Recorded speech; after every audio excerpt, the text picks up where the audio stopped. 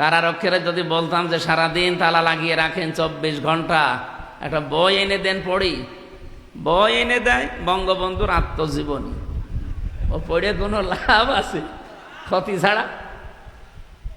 কি বুঝবো ওর ভেতর থেকে, আর কি জ্ঞান অর্জন করবো বলে? কারারক্ষী বললো পড়তো সব আল্লাহর ওলি, ওইরকম ওই দেবদুলাল, সুব্রত বালা, আশিক কুমার। তো এদেরকে কিছু বললে যদি বলতাম যে একটু ভালো বই নিয়ে আসেন, সব সময় শুধু বঙ্গবন্ধুর বই নিয়ে আসেন, অন্য বই নেই। আর একবার বই নিয়ে এসে দিল বঙ্গবন্ধুর চীন সফর। ওটা পড়ে আমি কি করব? আমার ভালো বই নিয়ে এসে দেন। বলে বই আছে, এবার নিয়ে আসবো। এবার বই নিয়ে এসে দিয়েছে বঙ্গবন্ধু ছেলেবেলা, কার গাছে ঢেলা লাগিয়েছে, আম পেড়েছে, পেয়ারা চুরি করে খেয়েছে, এইসব আপনি পড়ি দেখেন পুরোটা। তাছাড়া কি জ্ঞান ওর ভেতরে আছে? আরে ভাই, মানুষের জীবন পড়ে পরিবর্তন হয়? মানুষ যদি মানুষের জীবন পড়ে পরিবর্তন হতে চায়, পড়া লাগবে মুহাম্মাদুর রাসূলুল্লাহর জীবনী। হ্যাঁ, কথা বলছেন? এরকম জীবনী দেশের ভেতরে নেই। বঙ্গবন্ধু কর্নার বানিয়ে জাতিকে শুধু এর উপরে পড়িয়েছে। 6 মাসে যদি আপনি পড়ে পরীক্ষা দিতে পারেন, আপনাকে পুরস্কার দেয়। কেন ও জীবনী না পড়ে নবীর জীবনী দেওয়া যায় না? আর রাহিকুল মাখতুম পড়ে পরীক্ষা দেন, যদি পাস করতে পারেন 10 বছর জেল আছে, 2 বছর মাফ। আমার মনে হয় ওই লোকটার জীবন পরিবর্তন হয়ে বাইরে ও আল্লাহর ওলির মতো জীবন যাপন করবে। অথচ জেলখানার মেন গেটে লেখা আছে এটা জেলখানা নয়, এটা কারাগার নয়, এটা সংশোধনাগার। কিসের সংশোধন? ওখানে গেলে মানুষ আরো খারাপ হয়। কারণ আমারে প্রথম দিন নিয়েছে, যার সাথে রেখেছে যেই কয়টা মানুষ, 7 জন, এই 7 জনই হয় বাঁখোর না ডাইলখোর। এর ভেতরে আমি একা, সব বিড়ি খাই, সিগারেট খাই, আবার চুরি করে কেউ ওই গাঁজাও নিয়ে এসেছে ভেতরে। এখন আমি একটুখানি ঘর, এদিকে 3.5 হাত, এদিকে 2.5 হাত, এই 7 জন মানুষের ভেতরে। প্রথম দিন যাওয়ার পর আমি কি বলবো তাদের? আমি একা বললে ওরা ওয়াজ শুনবে? আর ও কি ওয়াজ শোনার মানুষ? ধরা পড়েছে সব বাবা নিয়ে, ডাল নিয়ে।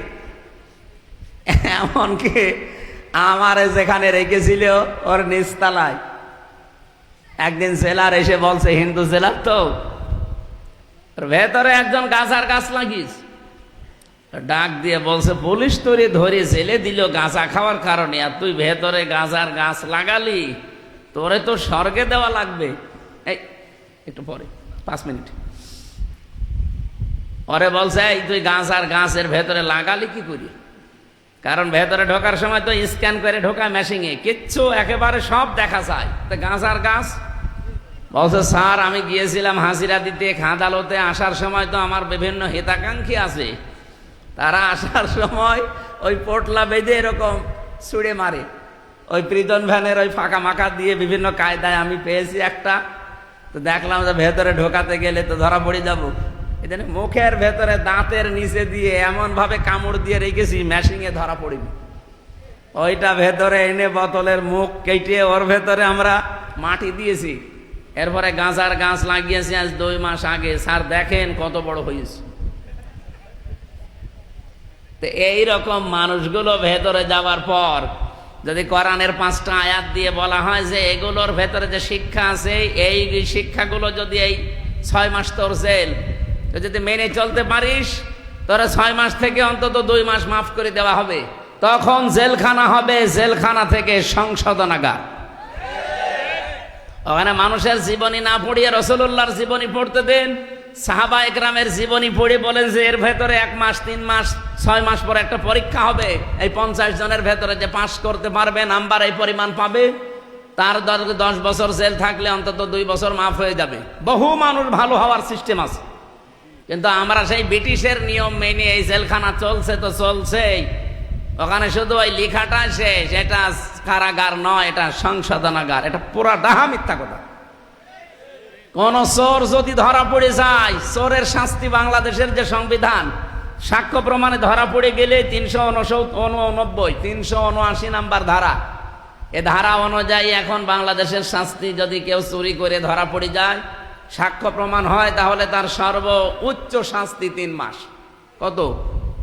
3 মাস পরে আপনি যেভাবে হোক বের হয়ে চলে আসতে পারবেন। এখন চোর যদি ওর ভেতরে যে আমার মতো একজনের সাথে পড়াইতে কোরআন শরীফ পড়াবো, হাদিস পড়াবো, আর যদি পড়ে জাকির খানের সাথে, বলেন তার সাথে পড়লে জিজ্ঞাসা করবে এই বেটাই এখানে কেন আসলি? অথবা সুইডেন আসলাম ভাইয়ের সাথে যদি পড়ে, ওই মকিম গাছি এখনো আছে, আজ 46 বছর জেল খাটতেছে, ওরা 160 বছর জেল। ওর সাথে যদি সত্যি আপনার ভাগ্যে পড়ে যায় যে তার রুমে আপনাকে দিয়েছে, অত রাতের বেলা একসাথে থাকা হয়, জিজ্ঞাসা করবে না এই কেন আসলি? আপনি যদি বলেন যে আমি মুরগি চুরি করতে গিয়ে ধরা পড়ে গেছি, আপনার 2 থাপ্পড় দেবে।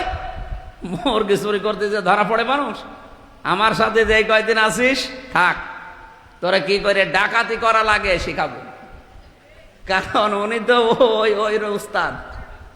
আপনি যদি ডাকাতি করতে গিয়ে ধরা পড়ে ভেতরে যান, আর আপনার যদি ভাগ্যে পড়ে মার্ডার মামলার কোনো আসামির সাথে, তার সাথে পড়লে আপনাকে একসাথে তো আপনি থাকবেন, রাতের বেলা তো এক জায়গায় গল্প স্বল্প করবেন, জিজ্ঞাসা করবে কেন? ডাকাতি করতে গিয়েছিলাম ধরা পড়ে গেছে। 2 থাপ্পড় কানের নিচে দিয়ে বলবে ডাকাতি করতে গিয়ে ধরা পড়ে গেলি, একটা উপরে পাঠিয়ে দিতে পারলি না? আমার সাথে থাক, মানুষ কি করে উপরে তুলে দেওয়া লাগে আমি তোরে শেখাবো। উপরে তুলে দেওয়া বোঝেন? এই হচ্ছে দেশের জেলখানা।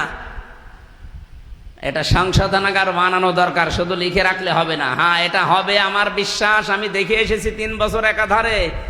আমি যতটুকু বাস্তবতা বুঝি, সামনে যদি দেশে ইসলাম আসে, জেলখানা তো দেশে থাকবে না। জেলখানা থাকবে কেন? মানুষকে আসলে সংশোধন করা হবে। কি কথা বলে না কেন? এই সংশোধন করার জন্য ওয়ায়ুযাক্কিহিম, তাদেরকে পবিত্রকরণ করা হবে, সংশোধন করা হবে কোরআনে কারিম দিয়ে।